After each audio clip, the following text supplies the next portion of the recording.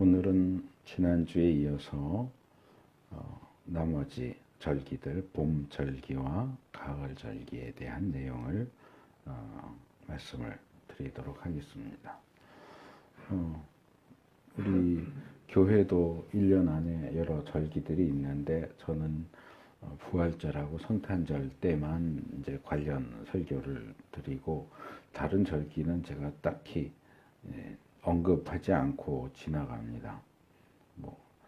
꼭 지켜야 하는 절기라고 생각이 들지 않아서, 물론 각각의 절기가 의미하는 내용들을 우리가 기억하고 하는 것들은 필요하겠지만, 또 오늘 어떻게 딱 마침으로 교회 절기로 추수감사 주일인데 또 절기에 대한 설교를 하게 됐습니다.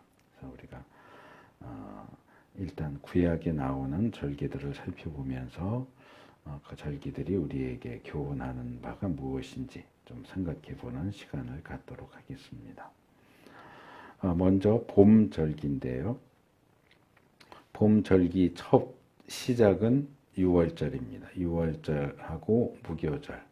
6월절과 무교절은 별개의 절기지만 바로 이어져서 시행되기 때문에 그냥 6월절, 그래도 보통 6월절, 무교절을 합한 의미로 이해를 하고, 무교절 이렇게 해도 6월절, 무교절을 합친 것으로 보통 그렇게 이해를 합니다.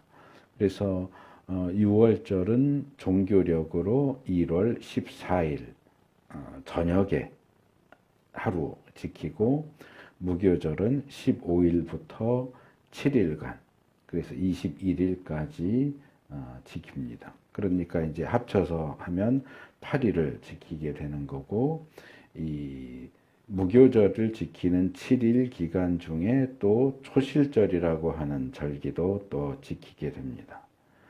우리가 알고 있는 것처럼 첫 번째 6월절은 출애굽을 위해서 10가지의 재앙이 내려지는데, 그 중에 마지막 10번째 재앙,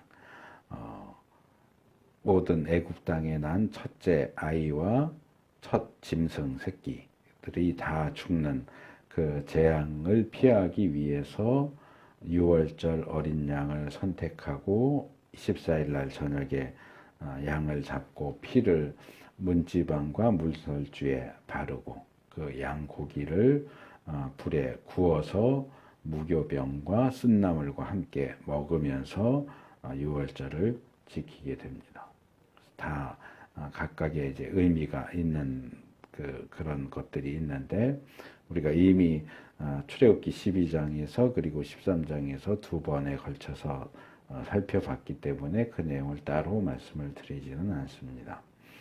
그리고 무교절은 그 다음 날부터 7일 동안 무교병만 먹는다는 얘기는 우리식으로 말하면 밥만 먹고 반찬은 안 먹는다, 그런 의미가 아니고 유교병을 먹지 않고 무교병만 먹는다는 그 얘기입니다.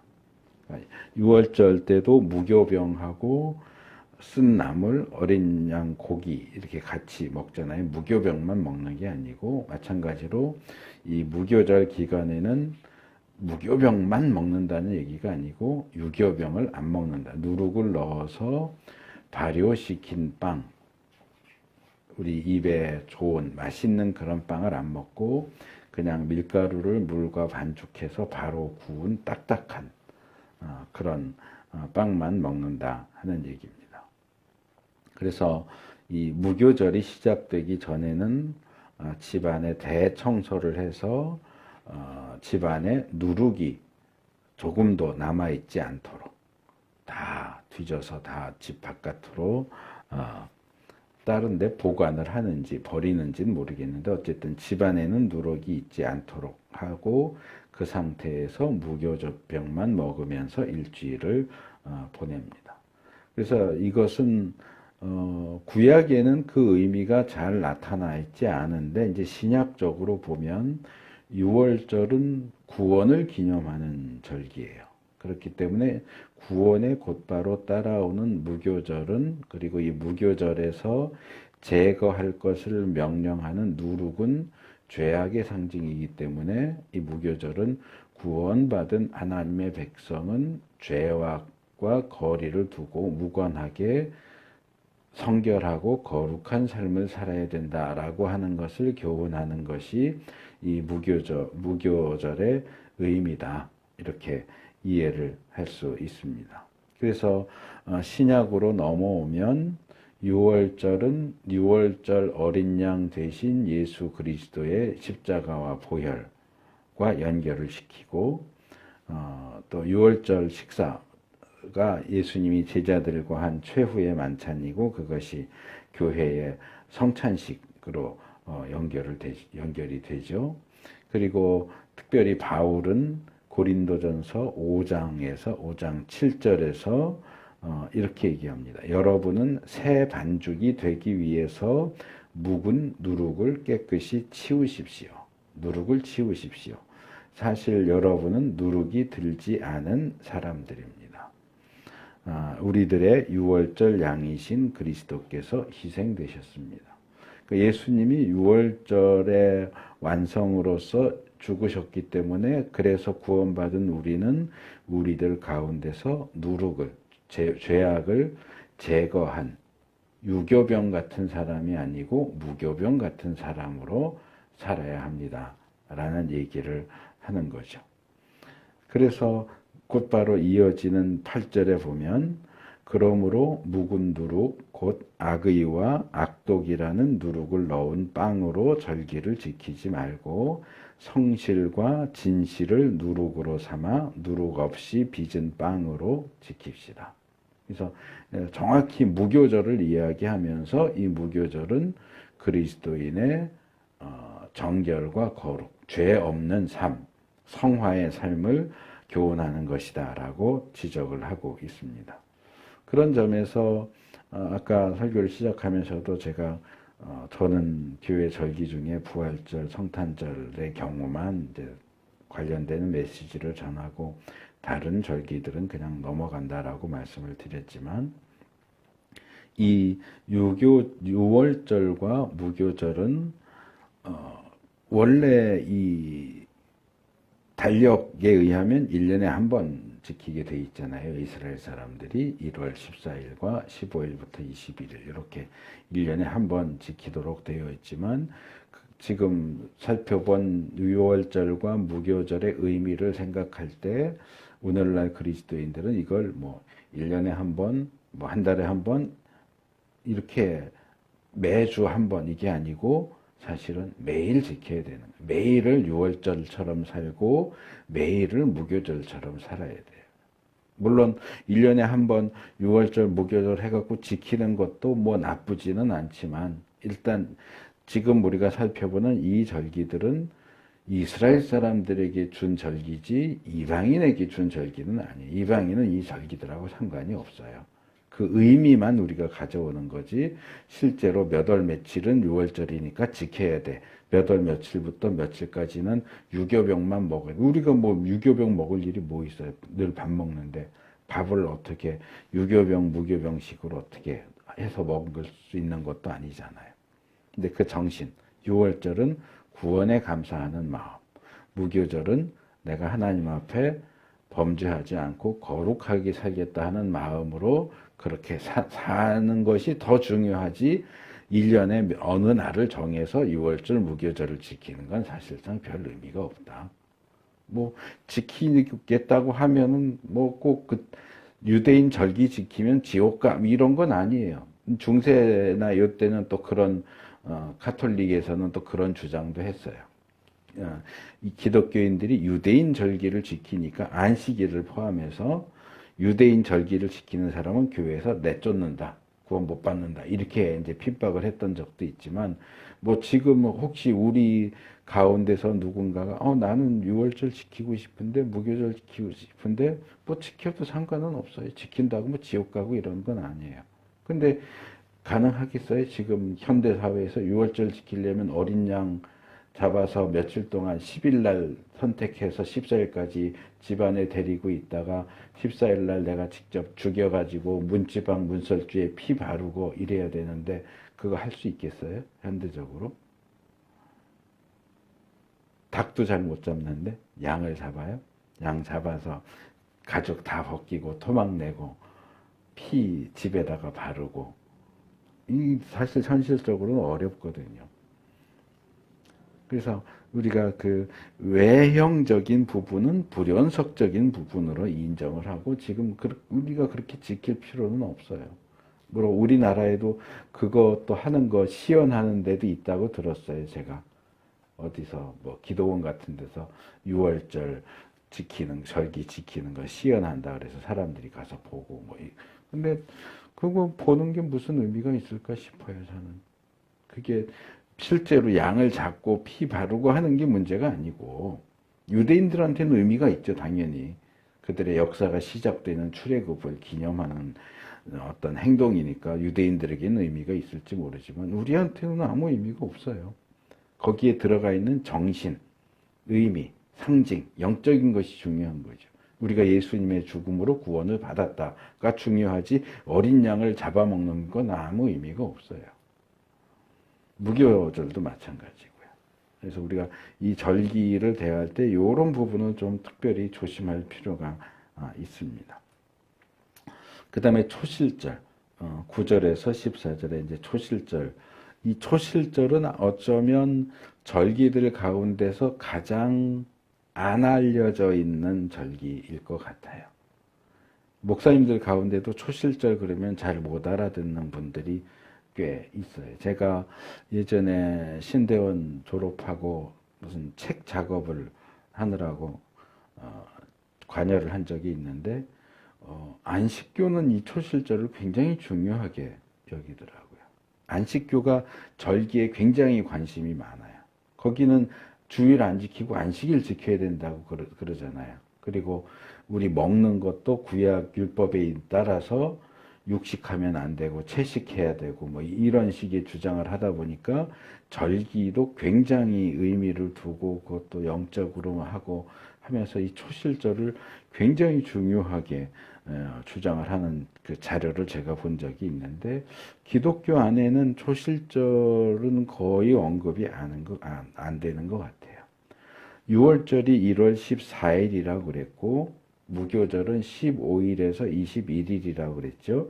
초실절은 1월 16일. 그러니까 6월절, 무교절 시작된 바로 다음 날이 초실절입니다. 그날 하루는 무교절이자 1월 16일은 초실절이에요. 이 초실절은 뭐냐 하면 보리의 첫 수확을 기념하는 절기입니다. 그러니까 초실절도 수확절기, 칠칠절도 수확절기, 장막절도 수확절, 초막절, 장막절, 수장절, 요것도 장막, 그 수확절기가 3번이에요. 그러니까 뭐 우리나라도 그렇잖아요. 겨울 지나고 보릿고개 뭐 이러면서 이제 겨울 지난 다음에 보리 추수하는 것처럼 여기도 비슷해요. 이제 겨울 지나고 제일 먼저 추수하는 곡식이 보리예요.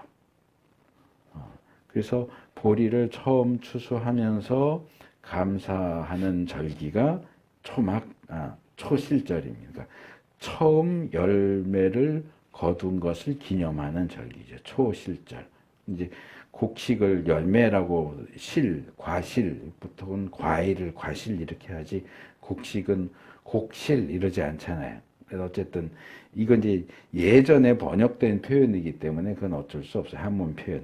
어쨌든 첫 곡식에 감사하는 절기, 초실절, 보리. 이때 수확하는 것은 보리고요. 그래서 처음으로 이렇게 낫으로 이렇게 베어낸 보리의 첫 단을 하나님 앞에 가지고 와서 제물로 바치면서 수확에 감사하는 절기가 이 초실절인데, 이게 완전히 익은 것을 거두는 게 아니고 아직 덜 익은 건데, 어쨌든 덜 익은 아직도 푸른 보리를 베어서 하나님께 바치는 절기예요. 그래서 이것은 아직 완전히 익지도 않은 덜 여문 곡식을, 보리단을 베어서 하나님께 바치면서 이제 앞으로 완전히 익은 곡식을 하나님께서 우리에게 주실 것을 감사합니다 하는 의미에서 하는 거예요. 그래서 지난주에 제가 그 달력 보면서 그랬잖아요. 이 1월 달은 곡식을 수확을 시작하고 2월 달에 수확이 끝난다 그랬잖아요. 그래서 이 보리 수확은 2달에 걸쳐서 합니다. 그러니까 제일 처음 수확을 시작할 때 제일 처음 베어낸 보리단을 하나님 앞에 바치는 겁니다. 이것만 바치는 게 아니고 그것을 바치면서 양 한 마리를 번제물로 드리고 또 포도주를 전제물로 바치기도 합니다. 출애굽기 29장 38절에서 41절에 그 내용이 나옵니다. 그리고 이 초실절을 지키는 데 있어서는 중요한 원칙이 하나 있는데, 이렇게 보리 첫 곡식단을 제단에 바치기 전까지는 금식을 한다는 거예요. 그러니까 이게 자세하게 나와 있지 않은데 14일 저녁에 유월절을 지키느라고 양고기, 무교병, 순나물 먹고 15일 날 무교절이 시작되는데 16일 날 초실절 제물을 바치기 전에는 금식을 한다, 이런 걸 보면 아마 15일 날 무교절의 첫날이 금식하는 날이 아니었을까 생각이 들어요. 성경이 명확하게 며칠 날 금식한다 이렇게 안 나와 있고, 본문 14절에 보면 이 초실절 첫 곡식단을 제단에 바치기 전까지는 금식해라 이렇게 나오고 있기 때문에 추측할 수밖에 없는데, 이제 16일 그날 금식을 한다는 얘기인지 15일부터 금식을 한다는 건지는 명확하진 않지만, 어쨌든 첫 수확한 보리단을 하나님께 바치기 전까지는 금식을 하도록 되어 있습니다. 그래서 이 금식이 의미하는 건 뭐냐? 하나님이 우리에게 먹을 것을 주시지 않으면 우리는 굶을 수밖에 없습니다 하는 거죠. 그래서 우리의 생사화복, 특별히 이 음식을 먹는 것에 있어서 이 하나님의 절대적인 주권을 인정해 드리는 행동이다, 보통 그렇게 봅니다. 그래서 아직 이스라엘은 시내산에 있지만 이제 앞으로 지킬 절기잖아요. 그러니까 하나님이 우리에게 가나안 땅을 주시고 그 땅을 통해서 먹을 양식을 주시는 것을 감사하는 마음으로 금식하면서 처음 추수한 곡식을 내가 먼저 먹지 않고 하나님께 가장 먼저 드리는 절기가 초실절입니다. 그래서 이 초실절에는 기념적인, 과거를 되돌아보는 기념적인 요소도 있고 미래를 내다보는 예언적인 요소, 이 두 가지가 같이 들어가 있습니다. 사실 대부분의 절기가 이 기념적인 요소와 예언적인 요소를 다 가지고 있기도 해요. 그래서 초실절의 기념적인 요소는 이스라엘에게 가나안 땅을 주셨고, 그러니까 지금 현재 이 레위기 지금 24장이죠. 23장에서 볼 때는 아직 미래의 일이긴 하지만 이제 가나안 땅에 들어가서 초실절을 지킨다라고 생각을 하면 하나님이 이스라엘에게 가나안 땅을 주셨고 그 땅에서 이렇게 농사 지어서 곡식을 얻을 수 있게 해 주셨다는 것을 되돌아보는 거죠. 그게 이제 기념하는 거죠. 그리고 앞으로도 이 곡식을 계속 이 땅에서 우리가 사는 동안 계속 이렇게 소출을 얻을 수 있게 해 주실 거라고 하는 어떤 기대, 또 이게 이제 예언적인 요소로 들어가는 거고, 이게 이제 신약과 연관을 시키면 또 전혀 다른 의미가 여기에 추가돼요. 그게 뭐냐 하면 바울이 고린도전서 15장 20절에서 이야기하는데, 부활하신 예수님에 대해서 이야기하다가 예수님의 부활은 죽은 자들 가운데 첫 열매다, 초실, 첫 열매다라고 얘기를 해요. 그러니까 초실절은 모든 부활의 첫 열매인 예수님의 부활을 예표하는 그림자예요. 그러니까 뭐 그냥 간단하게 말하면 초실절은 예수님의 부활을 예표한다. 이렇게 이해를 하셔도 괜찮습니다. 그래서 첫 곡식단이 앞으로 추수가 2달 동안 진행되면서 얻게 될 모든 그 수확의 보증이 되듯이 예수님의 부활은 미래에 있을 전 세계적인, 전 우주적인 부활에 대한 보증이 된다. 이게 이제 신약이 초실절을 바라보는 시각입니다. 그래서 6월절은 구원, 무교절은 성결, 초실절은 부활. 이렇게 이제 연결을 시켜서 이해를 하시면 됩니다. 그 다음에 봄절기 세 번째가 칠칠절입니다. 6월절, 무교절, 초실절은 다 1월 달에 있고요. 이 칠칠절은 3월 달에 하루 지킵니다. 칠칠절은 이름이 세 가지. 칠칠절도 이름이 세 가지고 장막절도 이름이 세 가지예요. 칠칠절, 맥추절, 오순절. 이거 다 같은 절기를 가리키는 이름입니다. 그래서 초실절이 보리를 추수한다고 그랬잖아요. 보리를 처음 추수한 초실절부터 7일을 7번 지나서 7 곱하기 7, 7, 7이 49 지나서 50일째 되는 날 이 절기를 지킨다 그래서 77절이에요. 7일을 7번 지나서 지키는 절기다. 그래서 77절. 그리고 50일째 지킨다. 그래서 오순. 오순이 50을 가리키는 거거든요. 그러니까 77이 49일 지나서 지킨다가 77절이라는 이름으로 가는 거고, 그래서 51절 지킨다는 의미가 오순절로 가는 거고, 또 하나가 이제 맥추절.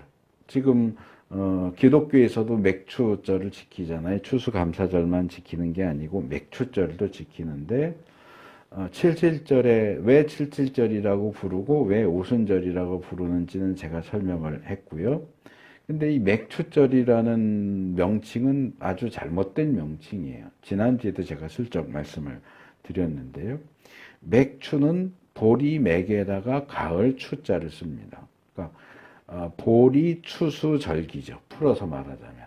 근데 지난주에도 지적했고 아까 앞에서도 말씀드린 것처럼 보리를 추수하는 절기는 맥추절이 아니고 초실절이에요. 이 맥추절에는 보리를 추수하는 게 아니고 밀을 추수합니다. 밀을 수확합니다.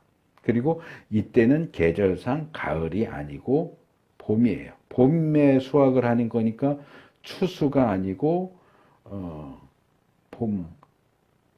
봄을 한문으로 뭐라고 그래? 갑자기 춘수죠, 춘수. 추수가 아니고 춘수예요. 그러니까 이거는 맥이라는 표현도 틀린 거고 추라는 표현도 틀린 거예요. 밀은 한문으로 뭐라 그러나요? 밀도 맥이라고 그래. 보통 보리맥이라고 그러는데 밀을 봄에 추수하는 절기인데 이거를 보리를 가을에 추수하는 절기라고 이름을 잘못 붙였어요. 그러니까 예전에 번역을 하면서 이런 이스라엘의 절기나 기후나 이런 걸 잘 모르는 상황에서 아마 잘못 번역된 영어 번역이나 한문 번역을 그대로 가져오면서 이 이름이 정착하게 된 것 같은데 맥추절이라는 이름은 전혀 맞지 않는 이름입니다. 이건 봄절기고 보리가 아닌 밀을 수확하는 절기입니다. 그래서 저는 77절이 제일 이렇게 익숙해서 77절을 가장 많이 쓰는데 그 이름 가운데는 이 77절은 곡식 예물, 밀의 첫 수확물이죠. 밀의 첫 수확물로 만든 빵. 이거는 이 경우에는 유일하게 누룩을 넣은 것을 드립니다. 유교병을 드립니다. 그러니까 6월절, 무교절, 뭐 이런 때는 다 무교병을 드리고 일반적인 제사에도 곡식 제사를 드릴 때는 다 무교병을 드리게 돼 있는데 이 칠칠절 제물로만 유교병을 드려요. 그것은 이 맛있는 것을 주신 이제 미리 주식이니까 맛있는 빵을 주신 하나님께 감사한다는 의미로 맛있는 빵을 제물로 드리는 거예요. 근데 이건 저기 제단에 불사르지는 않아요. 전에 제가 소재 다루면서 말씀을 드린 이건 그냥 지금 이런 식으로 이렇게 제단 앞에 지금 이거 장식해 놓은 것처럼 그냥 성막에 가서 드리지 제단에 불태워 누룩은 제단에 불태워 드릴 수 없게 돼 있어요. 그래서 그냥 예물로 드리고 역시 포도주 드리고 번제물도 드리고 화목제물까지 같이 드립니다. 초실절은 조금 간소한데 이 칠칠절은 조금 더 성대하다는 느낌이죠. 제물 드리는 종류도 더 많아지고 종류도 좀 달라지기도 하고 그리고 이때 드려지는 제물을 보면 양을 7마리, 황소 1마리, 숫양 2마리 이렇게 상당히 많이 드려요. 이건 개인이 드리는 게 아닌 것 같아요.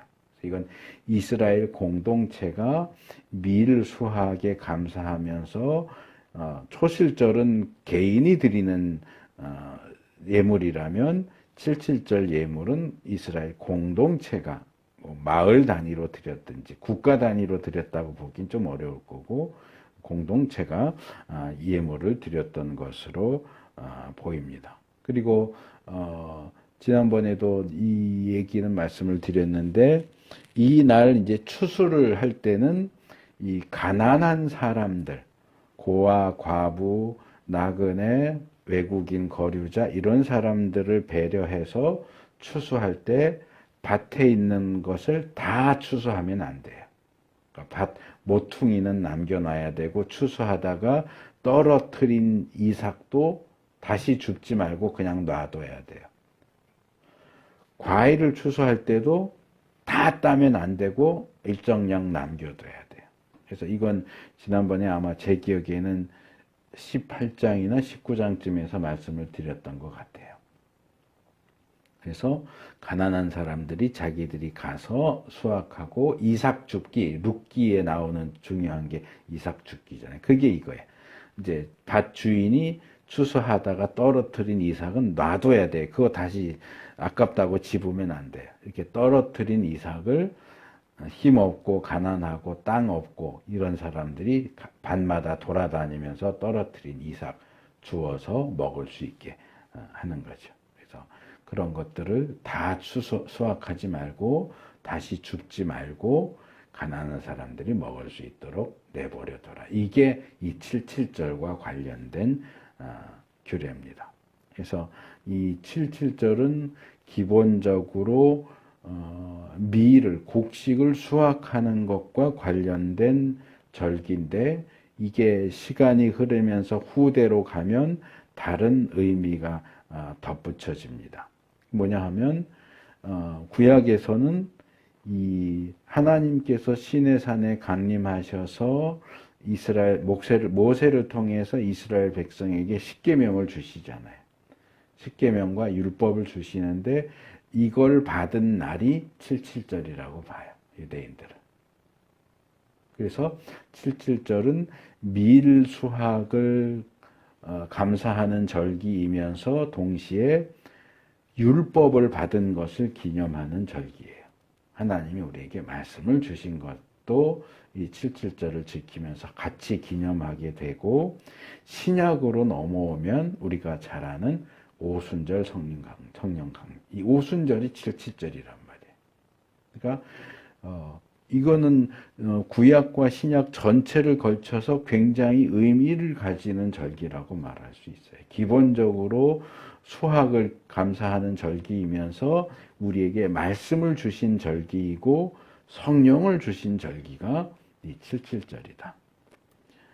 그래서 이 77절은 앞에 다른 절기들이 거의 이제 의미를 하나씩 대응되는 의미를 하나씩 갖고 있다면 이 77절은 여러 가지 의미를 하나의 절기 안에 함께 품고 있는 좀 특이한 그런 절기라고 말할 수 있고 그리고 오늘날의 이 유대 절기를 관심을 가지고 연구하는 이들이 좀 있는데 그 가운데는 그냥 이 구약의 절기에 관심을 갖고 연구하는 이들도 있고 어떤 이들은 지금도 우리가 절기를 지켜야 된다. 하나님을 믿는 사람은 이 구약의 절기를 지켜야 된다라고 주장하는 사람들도 있고 그 중에 소수는 이 77절의 의미를 강조하면서 예수님이 77절에 오신다라고 주장하는 사람들도 있어요. 그러니까 모든 절기의 의미를 다 연구해 보니까 예수님이 오시는 것은 77절 때 오실 거다. 근데 이런 주장은 문제가 굉장히 많은 주장입니다. 각 절기의 의미를 보면 예수님과 연결시킬 수 있어요. 6월절도 6월절 양이신 예수님과 연결이 되죠. 그리고 초실절도 부활의 첫 열매인 예수님과 연결이 되죠. 또 77절도 마찬가지로 예수님과 연결이 되기는 하는데 이것을 예수님의 재림, 특별히 예수님의 재림과 연결하려고 하는 시도는 받아들이면 안 돼요. 왜냐하면 우리가 이제 살펴볼 가을절기도 남아있는데 가을절기 가운데서도 예수님의 재림과 연결되는 듯이 보이는 절기들이 있어요. 예를 들면 나팔절도 그렇고요. 수장절도 그래요. 그러면 의미 하나만 놓고 이거 77절이 추수니까 예수님이 오셔서 세상에 있는 모든 이들을 수확하시는 절기니까 예수님이 77절에 올 거야. 그럼 나팔절은 안 그래. 예수님 오실 때 나팔소리와 함께 오잖아요. 수장절도 추수해서 곡간에 드리는 절기란 말이에요. 그러면 예수님 77절에 오셔야 돼요? 나팔절에 오셔야 돼요? 수장절에 오셔야 돼요? 이건 날짜를 우리가 정할 수가 없어요. 절기를 연구하는 듯한 사람들이 뭔가 자기 생각에 빠져서 이거 보니까 예수님 77절에 오실 거야. 이거 보니까 예수님 수장절에 오실 거야. 아니 그러면 안 돼요. 그래서 그런 잘못된 어떤 주장들에 혹하지 않도록 조심하실 필요가 있습니다. 자, 봄절기로 6월절, 무교절, 초실절, 그리고 77절 말씀을 드렸고 이제 가을절기로 넘어가겠습니다. 가을절기는 이제 종교력 7월에 모여 있는데요. 가을절기의 시작은 나팔절입니다. 23절에서 25절이에요. 종교력 7월 1일입니다. 7월 1일이 나팔절이고 이 나팔절은 한 해의 후반기, 그러니까 6월절이 한 해의 전반기, 1월부터 6월까지 전반기를 여는 절기라면 나팔절은 한 해의 후반기, 7월부터 12월을 여는 절기입니다. 그리고 지난주에도 말씀드렸지만 어느 절기건 안 중요한 절기는 없어요. 모든 절기가 다 중요해요. 그렇지만 1월 절기와 7월 절기를 비교해 보면 7월 절기가 훨씬 더 크고 성대합니다. 그런 점에서 7월 절기가 1월 절기보다 더 중요하다라고 말할 수도 있어요. 그래서 7월 달에는 절기가요. 7월 1일에 나팔절, 7월 10일에 속죄일. 속죄일 우리가 레위기 16장에서 다뤘는데 저는 속죄일보다는 대속죄일이 더 익숙해요. 명칭이. 원래는 속죄일인데 이것이 1년에 한 번 있는 날이고 이스라엘 사람들에게 중요한 날이기 때문에 예전에는 클 대자를 붙여서 대속죄일이라고 많이 불렀거든요. 그러니까 예배도 주일날 낮에도 드리고 오후에도 드릴 수 있고 저녁에도 드릴 수 있지만 주일 낮 예배를 가장 중요하다고 보기 때문에 예전에는 주일 낮 예배를 대예배 이렇게 불렀잖아요. 클 대자를 붙여서. 그거랑 비슷해요. 속죄일이 중요하기 때문에 대속죄일 이런 식으로 이제 호칭을 했었고요. 그 다음에 15일부터 22일까지. 무교절은 7일 동안 지키는데 이 초막절은 8일을 지킵니다. 7일을 지키면서 8일째 되는 날 성회로 모이면서 마무리를 하거든요. 그러니까 결국은 이제 8일을 지키는 거죠. 그래서 7월 1일 나팔절, 7월 10일 속죄일, 7월 15일에서 22일 초막절. 이렇게 절기가 나팔절에서부터 시작이 됩니다. 그래서 7월 달에도 절기가 많기 때문에 7월에는 기존의 안식일이 아마 4번 정도 있겠죠. 보통 한 달에 안식일이 4번 정도 있으니까. 그리고 지난번에 제가 연기의 법칙 그랬잖아요. 모든 절기는 음력으로 계산하기 때문에 이게 양력으로 환산하다 보면 안식일이랑 겹치는 경우가 있기 때문에 안식일과 겹치지 않도록 절기를 뒤로 미루는 연기의 법칙이라는 걸 사용을 했다. 그러니까 절기가 안식일이랑 겹치면 그냥 안식일 겸 그 절기로 지키는 게 아니고 안식일은 그냥 안식일로 지키고 절기는 뒤로 미뤄서 지킨단 말이에요. 그러다 보니까 7월 달은 안식하는 날이 굉장히 많아요. 기본 안식일 4번에다가 나팔절 하루 더 쉬고 속죄일도 하루 쉬고 초막절 지키느라고 8일을 더 쉬어요. 그러면 한 달에 14일 거의 절반 정도를 쉬게 된단 말이에요. 그래서 이 7월 달은 쉬는 날이 굉장히 많아요. 쉬면은 좋지 뭐 이럴 수도 있는데 문제는 이 7월 달이 추수절기라는 거죠. 추수할 때 얼마나 바빠요. 무슨 속담 비슷하게 너무 바빠서 고양이 손도 빌리고 싶다 뭐 그런 표현이 있잖아요. 그러니까 추수 때 너무 바빠서 고양이 손이라도 빌리고 싶은데 그 바쁜 추수 달에 14일이나 쉬어야 돼. 그러니까 이게 또 다른 문제를 일으키는 거죠. 근데 하나님이 그때를 절기를 지키라고 날짜까지 딱 정해 주셨기 때문에 안 지킬 수가 없어요. 근데 마음은 불편한 거죠. 너무 바쁜데 자꾸 일을 못하게 해. 그게 어디서 나오냐면 통일된 이스라엘이 북이스라엘과 남유다로 바뀌잖아요. 사울왕, 다윗왕, 솔로몬 때까지는 통일 이스라엘인데 솔로몬이 죽고 르호보암이 왕이 되면서 여로보암이라는 에브라임 지파 사람이 등장하면서 10지파가 북이스라엘로 떨어져 나가요. 2지파만 르호보암에게 남아서 남유다 왕국은 조그매지고 북이스라엘이 대부분의 지파를 포함하면서 북쪽 나라로 나눠져요. 근데 이 북이스라엘의 초대 왕인 여로보암이 지은 죄가 3개가 있어요. 그래서 북이스라엘의 왕들은 다 평가 기준이 여로보암이에요. 남유다 왕들을 평가하는 기준은 다윗이에요. 어느 왕이 다윗과 같았느냐 안 같았느냐. 요게 이제 평가 기준이고 북이스라엘 왕들을 평가할 때는 이 사람이 여로보암처럼 했느냐 안 했느냐. 그러니까 평가 기준인데 여로보암처럼 했느냐라고 할 때 따지는 게 3가지란 말이에요. 여로보암의 죄. 첫 번째, 남유다와 북이스라엘이 갈라져서 말하자면 휴전선이 생겼어요. 근데 유대인들은 1년에 여러 가지의 절기를 지켜야 하고 그 중에서도 특별히 3대 절기 때는 어떻게 해야 된다고요? 성전에 나가야 돼요. 근데 성전이 어디 있어요? 예루살렘에 있잖아요. 남유다 왕국이 있어요. 그러면 나라가 나눠져서 국가 간의 경계선이 생겼지만 북이스라엘 사람도 이스라엘 사람들이니까 3대 절기가 되면 남유다로 가야 돼요. 성전으로 가야 되니까. 근데 이게 싫은 거예요.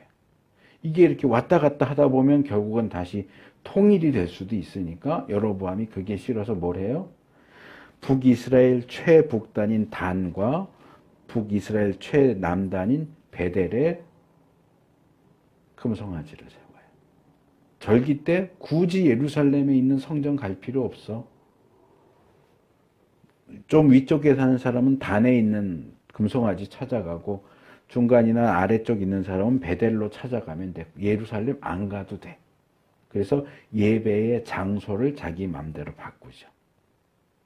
그러니까 말하자면 그게 북이스라엘의 성전인 거예요. 하나님이 정하신 성전은 하나뿐인데 여로보암은 자기 마음대로 성전을 2개 더 만든 거예요. 그것도 금송아지 형상으로. 두 번째는 이 여로보암을 비롯한 북이스라엘 왕국이 정통 다윗 왕가와 척을 지고 그리고 이런 식으로 우상 숭배적인 행위들을 하니까 원래 12지파 전체에 퍼져서 살던 레위 사람들이 다 남유다로 월남을 했어요. 그러니까 베델하고 단에 금송아지 신전을 세웠는데 거기서 섬길 제사장이 없어. 레위인들이 다 다 월남을 해버리니까. 그러니까 어떻게 해요? 레위인이 아닌 사람을 제사장으로 세워요. 나중엔 성직 매매도 합니다. 돈 가지고 와서 나 제사장 하고 싶은데 그러면 돈 받고 제사장 시켜줘요. 이게 여로보암의 죄 2번째예요. 레위인이 아닌 사람을 제사장으로 세워요. 그리고 3번째가 지금 말씀드리는 거하고 관련돼요. 가을 절기는 7월입니다. 아까 말씀드린 대로 7월 1일, 12일, 15일에서 20일. 근데 이때가 추수절기란 말이에요. 너무 바빠요. 추수절기에 너무 바쁜데 평소보다 몇 배를 쉬어야 돼요. 그러니까 이게 마음이 불편하니까 여로보암이 그 불편한 데를 긁어주는 거예요. 야, 추수하느라고 바쁜데 뭐 굳이 7월 달에 절기 지켜? 우린 8월 달에 지킨다. 절기를 바꿨어요. 자기 마음대로.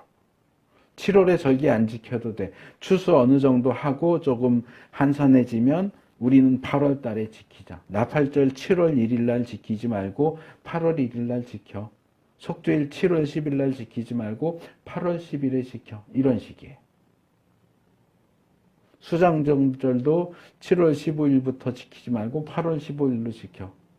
그래서 예배의 장소, 제사장을 누굴 세울 것이냐, 절기를 언제 지킬 거냐를 자기가 다 바꿔버려요. 이게 여로보암의 죄예요. 3가지 죄. 이건 굉장히 엄중한 죄로 구약에서 취급을 합니다. 근데 그 당시 북이스라엘 사람들은 되게 좋았을 거예요. 왜? 안 그래도 바빠 죽겠는데 절기 지키라고 해서 짜증났는데 왕이 알아서 절기를 한 달을 늦춰주네? 얼마나 좋아요. 근데 성경이 이 여로보암의 죄와 관련해서 우리에게 교훈하는 거는 뭐예요? 너가 바쁘다고 절기를, 하나님이 정해주신 절기를 안 지킬 수 있어? 이렇게 바쁜데 좀 절기 좀 안 지키면 안 되나? 절기 좀 덜 지키면 안 되나? 절기 좀 미뤄서 지키면 안 되나? 내가 이렇게 지금 바쁘고 일요일이면 돈 제일 많이 버는 날인데 꼭 일요일 지켜서 예배 드린다고 그러고 교회 가야 되나? 가게 열고 싶은데? 하나님도 이해해 주시겠지? 하나님 그런 거 이해 안 해주세요. 우리의 사정과 형편을 내세워서 하나님이 세우신 기준과 요구를 무시하거나 멋대로 변경할 수 없다. 하나님 너무 바쁜데요. 하나님 나 아픈데요. 가족이 아픈데요. 이해해 주시겠죠? 그건 내 생각이죠. 그래서 제가 계속 강조하지만 우리가 하나님을 섬기는데 내 멋대로 섬길 수 없어요. 하나님의 기준에 따라 하나님이 말씀하신 그대로 하나님을 섬겨야지 그걸 내 마음대로 바꿔서 섬기겠다 그러면 나답과 아비후처럼 죽는 거예요. 이 부분이 오늘날 기독교와 교회에 너무 약화되어 있어요. 손님이 왕이니까 교회에서도 성도가 왕이라고 그러는 것 같아요. 그러니까 하나님의 뜻이 어떠냐와 상관없이 성도들이 원하면 다 괜찮습니다. 괜찮습니다. 다 편히 봐주고 안 와도 돼요. 빠져도 돼요. 온라인으로 해도 돼요. 볼일 다 보고 오세요. 바쁘면 일찍 예배 드리죠. 뭐. 일부 예배 새로 만듭시다. 그리고 나머지 시간 당신 하고 싶은 거 다 해요. 그게 하나님을 섬기는 종교입니까? 사람을 섬기는 종교죠. 그건 기독교가 아니에요.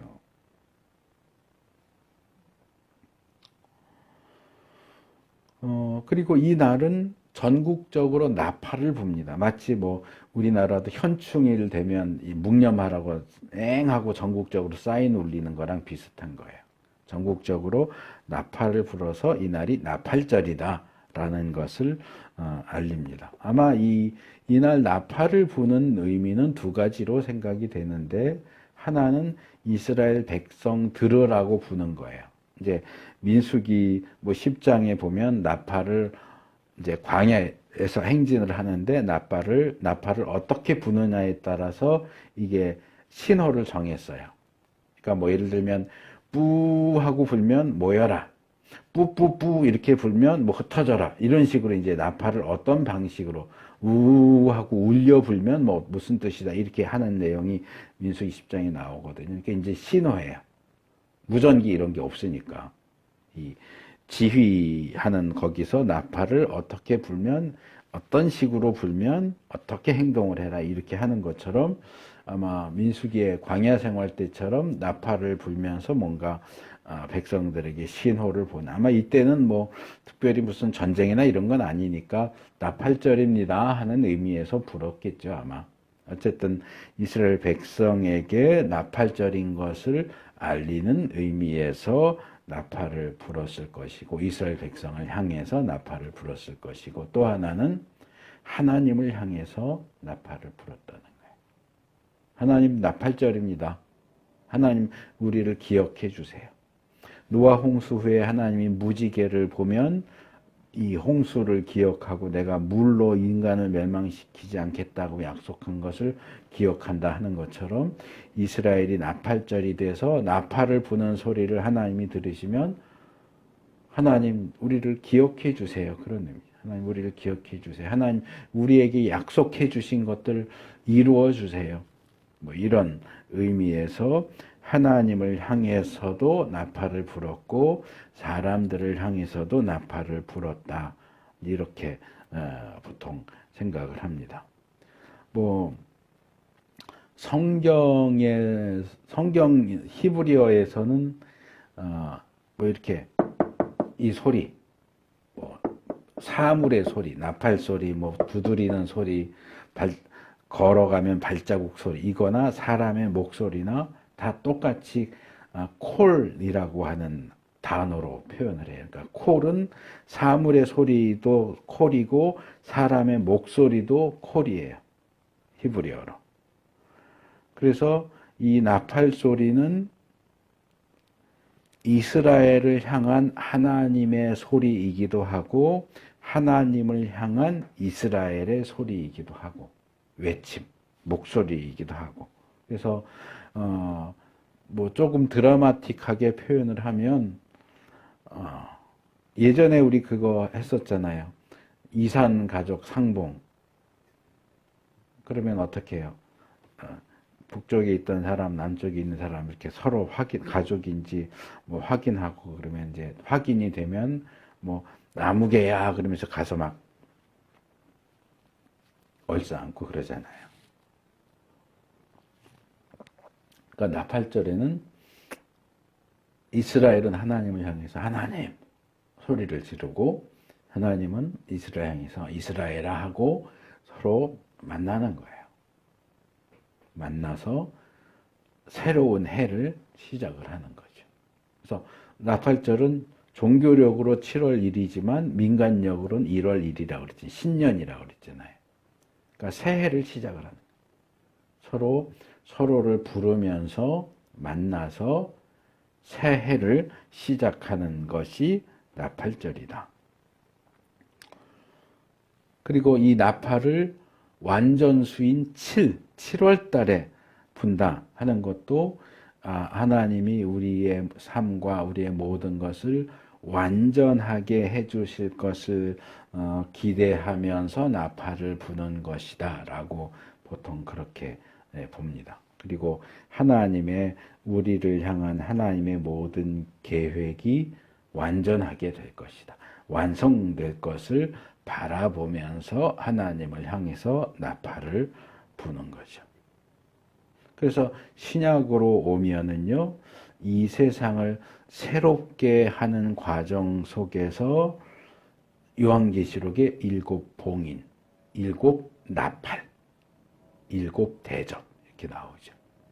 그것도 7나팔을 불 때마다 뭔가 변화가 생겨요. 계시록 5장부터 20장까지 계속 7봉인, 7나팔, 7대접이 순서대로 나오죠. 그리고 아까도 잠깐 말씀드렸지만 데살로니가 전서 4장 16절이나 고린도 전서 15장 5절을 보면 예수님이 재림하실 때 어떻게 해요? 나팔 소리와 함께 오신다.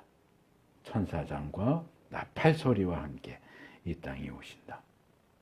그러니까 예수님이 이 땅에 오신다는 것을 알리는 수단도 역시 나팔 소리예요. 그래서 제가 앞에서 77절을 예수님의 재림과 연결시키는 건 위험하다. 왜냐하면 다른 절기들도 재림과 연결되어 있다. 나팔절의 신약적인 의미를 보면 나팔절에 예수님이 오셔야 돼. 나팔 불면서 오시는 거죠. 그렇다고 우리가 예수님은 나팔절기에 오실 거야 라고 말할 수 있을까요? 그건 의미가 그렇다는 얘기지 실제로 예수님이 나팔절 절기 7월 1일 날에 오신다 그 얘기가 아니에요. 의미가 그렇다는 거지. 초실절도 마찬가지고 77절도 마찬가지고 나팔절도 마찬가지고 이제 다루게 될 수장절도 마찬가지. 의미를 따지는 거지 그걸 실제적인 걸로 해서 예수님 재림은 나팔 7월 1일 날 유대인 절기 7월 1일 날 예수님 오셔. 뭐 3월 며칠 날 10일 날 오셔. 이렇게 정하면 안 되는 거예요. 예수님이 그랬잖아요. 예수님의 재림 날짜는 천사도 모르고 아들도 모른다고. 그거를 절기 연구가들은 알아요. 자기가 하나님이에요. 예수님은 언제 오실지 몰라요. 절기가 우리에게 주는 어떤 의미와 상징이 있지만 그것이 꼭 그 절기 날에 예수님이 오신다는 얘기가 아니라는 거죠. 그 다음에 속죄일입니다. 가을절기 두 번째는 속죄일 26절에서 32절.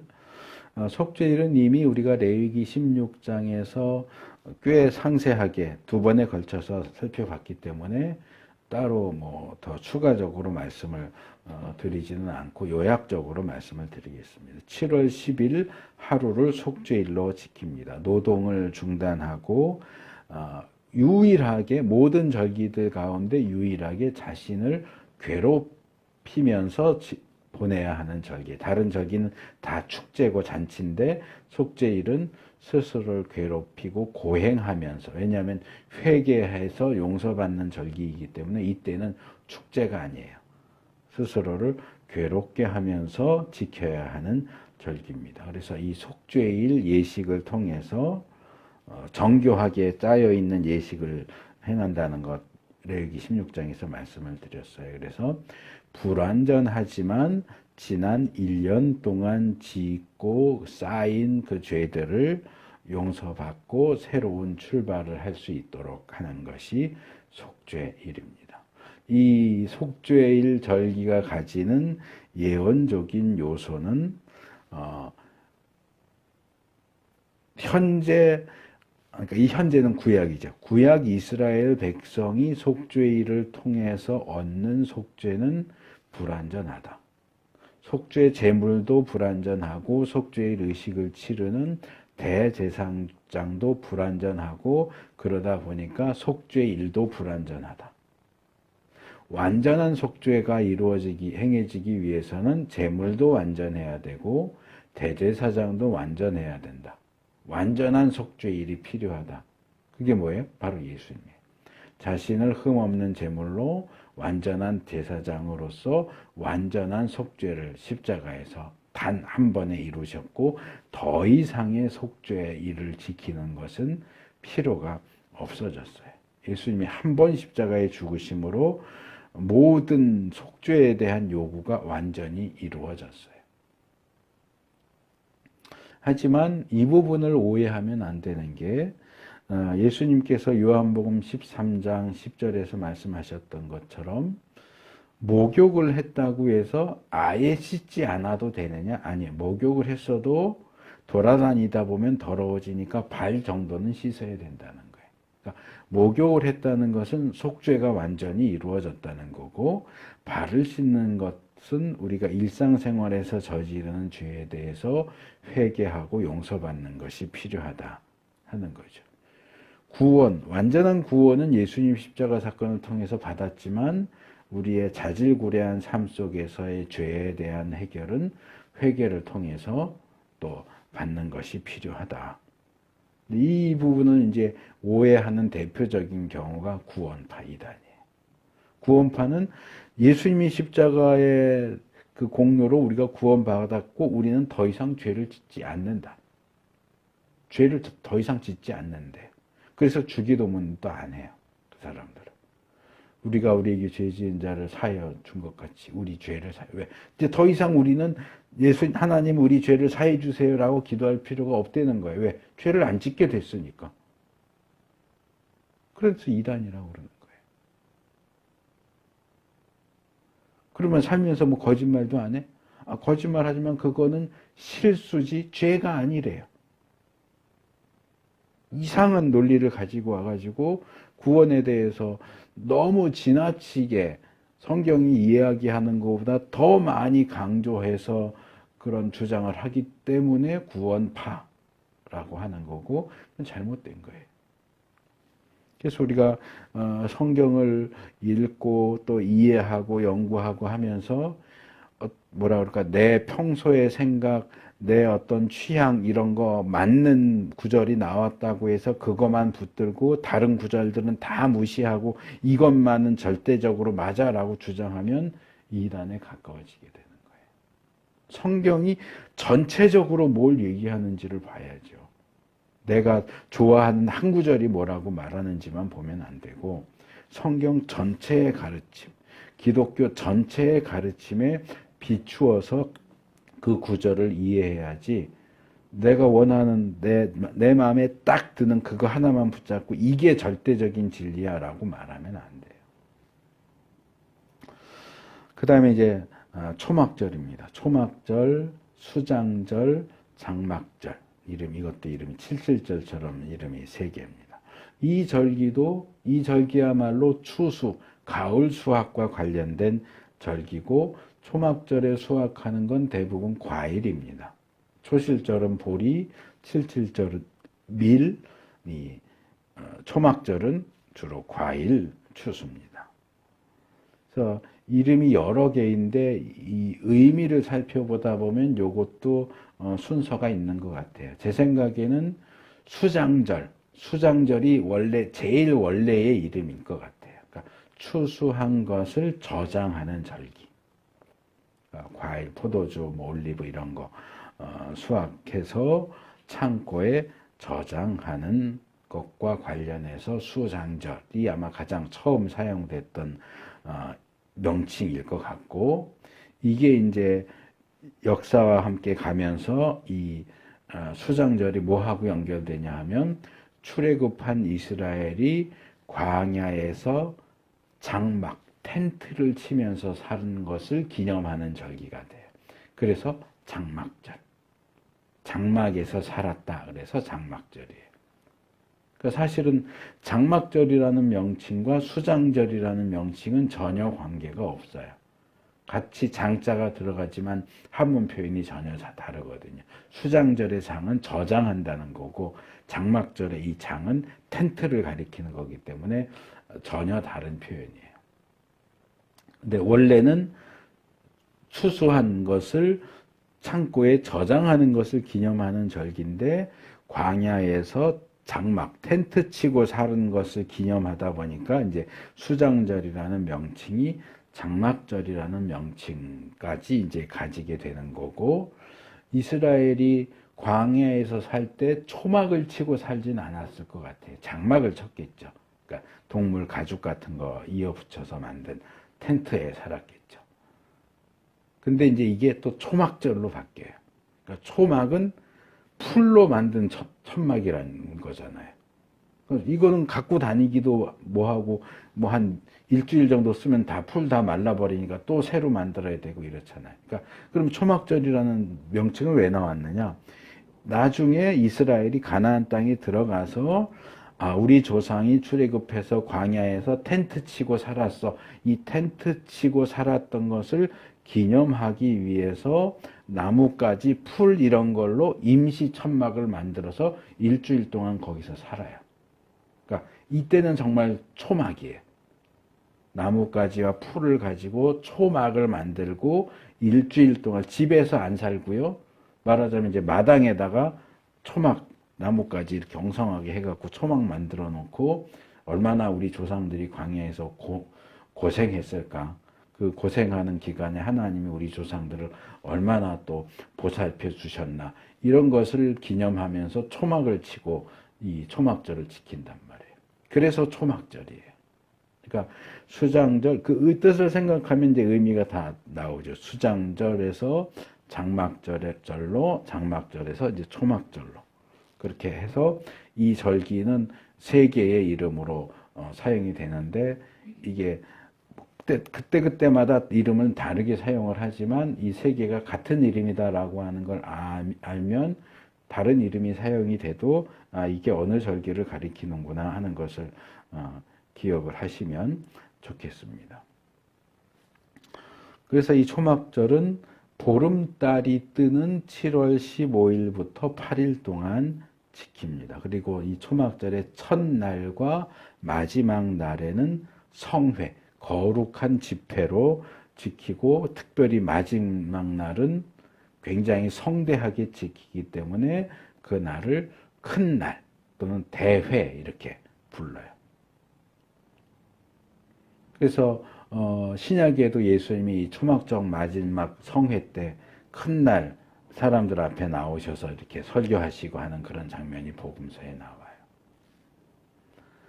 그래서 이 날이, 초막절 마지막 날이 말하자면 1년 절기 중에서 가장 큰 날이에요. 클라이막스라고 말할 수 있는 날이에요. 7일 동안 이렇게 정해진 대로 드리고 또 8일 날에도 또 정해진 대로 예물을 드립니다. 자세한 목록은 민수기 29장에 나옵니다. 그래서 바로 이전 절기 속죄일 7월 10일에는 너희는 이 절기를 스스로를 괴롭게 하면서 지켜라 라고 하셨지만 5일 지나서, 그러니까 5일 상간으로 5일 전에는 스스로를 괴롭게 하면서 속죄일을 지켜야 되는데 5일 지나면 이 초막절은 기쁨으로 지켜요. 가장 큰 기쁨과 즐거움으로 그 절기를 지킵니다. 그래서 이스라엘이 5일 사이로 말하자면 괴로움과 기쁨을 이렇게 번갈아며, 조울증도 아닌데 괴로움과 기쁨을 번갈아서 경험하게 되는데, 이것이 우리에게 교훈하는 것은 진정한 회개와 속죄가 먼저 있어야 진정한 기쁨을 누릴 수 있게 된다. 회개도 없고 용서도 안 받았는데 나는 기쁘고 즐겁고 싶다. 그런 건 없어요. 죄사함을 받기 전에는 진정한 기쁨을 누릴 수가 없어요. 이제 영어 속담에 그런 거 있잖아요. No cross, no crown. 십자가가 없이는 면류관도 없다. 많은 사람들이 십자가는 싫어요. 힘들고 괴로우니까. 근데 면류관은 쓰고 싶어. 근데 십자가를 지지 않고서는 면류관을 쓸 수가 없단 말이에요. 속죄일이 없이는 초막절이 없어요. 속죄일 그냥 패스하면 안 되나? 패스하고 그냥 초막절 축제 잔치로 가고 싶은데 아니요, 그럴 수 없어요. 이 초막절도 7.7절처럼 복합적인 의미를 포함합니다. 기본적으로는 광야 생활을 기념을 하죠. 이 40년 동안 광야에서 장막을 치고 살았던 것을 기념하지만, 앞으로 우리가 가나안 땅에 들어가서 이제는 더 이상 장막 말고 텐트 말고 정식 집에서 살게 될 것을 내다보고 기대하는 거죠. 그리고 뿐만 아니라 가나안이 아니라 하나님께서 지으실 하늘나라에 들어가서 영원한 처소에 들어갈 것을 기대하는, 사실 광야의 삶도 일시적이고 가나안에서의 삶도 일시적이에요. 천국에서의 삶만이 진정한 삶이고 영원한 삶이죠. 그러니까 광야에서의 초막, 가나안에서의 어떤 흙집 내지는 벽돌집 이게 아니고 하나님 나라에서의 하나님이 지어주신 성에서 사는 그 삶을 내다보는 그것이 우리의 최종 목표다. 그래서 이 초막절도 77절과 함께 예수님의 재림과 재림 이후에 우리가 맞이하게 될 하나님 나라를 상징하는 그런 절기입니다. 그래서 또 수장절이 추수 때 이렇게 수확한 것들을 모아드리는 것처럼 세상 끝에 하나님께서 천사들을 보내서 알곡은 모아서 곳간에 드리고 쭉정이는 꺼지지 않는 불에 심판에 던지시는 것을 예표하기도 합니다. 그래서 수장절도 예수님의 재림과 이어지는 심판과 천국 입성 이런 것들을 가장 포괄적으로 보여주는 절기가 이 초막절입니다. 그리고 이 초막절 제일 마지막 날 8일에 모이는 이 대회, 성회야말로 하나님 나라 잔치를 가장 잘 나타내주는, 상징하는 그림자라고 말할 수 있습니다. 그래서 한 해를 6월절에서 시작해서 초막절에서 끝난단 말이에요. 그러니까 우리 인생도 6월절에서 시작해서 초막절에서 끝나는 거고 이 세상도 6월절에서 시작해서 초막절에서 끝나는 거예요. 그러니까 이 초막절로 해서 이제 하나님 나라로 들어가게 되는 거죠. 자, 이제 마무리하면서 우리가 살펴본 봄 절기와 가을 절기가 우리가 교훈하는 게 뭐고 어떻게 적용해야 할까 하는 것을 몇 가지로 말씀을 드리겠습니다. 첫째로 말씀드릴 것은 안식과 쉼에 대한 겁니다. 모든 절기는 기본적으로 안식의 날입니다. 이 날의 안식은 분명히 우리 육체의 쉼을 가리키는 것이기도 하지만 쉬는 것 자체가 목적이 아니고 그 날을 거룩하게 해라 또는 거룩하게 지켜라 라고 하는 요구는 우리가 그 날을 단순히 쉬거나 힘을 모으는 것 이상의 무언가를 해야 한다. 안식의 날은 예배와 영적인 섬김을 위해서 구별된 날이지 개인적인 쉼과 오락을 위한 날이 아니다. 그런 점에서 모든 안식일, 모든 절기들은 항상 거룩한 집회, 성회하고 연결이 됩니다. 그러니까 주일로 치면 공휴일인데 집에서 뒹굴뒹굴 쉬고 싶은데 아니요. 주일은 교회 나와서 예배하면서 보내는 게 그게 정석이라는 거죠. 원칙이라는 거죠. 그래서 우리에게 주어지는 모든 안식의 날들을 성회와 함께 보내는 것이 기본이다. 둘째로 이 구약 절기들이 가지는 불연 속성과 연속성에 대한 겁니다. 구약의 절기는 예수 그리스도 안에서 이미 완성이 됐고요. 그런 점에서 불연 속성을 가집니다. 예수님은 신약에서 모든 구약 절기의 완성자이시고 모든 절기의 안식일의 주인으로 이해됩니다. 그래서 예수님의 희생, 유월절과 무교절, 부활, 초실절, 그리고 성령 강림, 77절과 오순절, 예수님의 재림, 초막절, 수장절 이런 것들이 다 예수님의 구원 사역과 연결되어 있는 것을 볼 수 있습니다. 이렇게 구약의 그림자들이 실체이신 예수님에 의해서 완성되었기 때문에 더 이상 구약의 절기들은 우리에게 구속력을 갖지 않습니다. 안식일도 꼭 지켜야 하는 게 아니고 월삭, 안식년, 희년, 또 봄절기, 가을절기 어느 것도 우리가 의무적으로 지켜야 돼라고 주장하면 안 됩니다.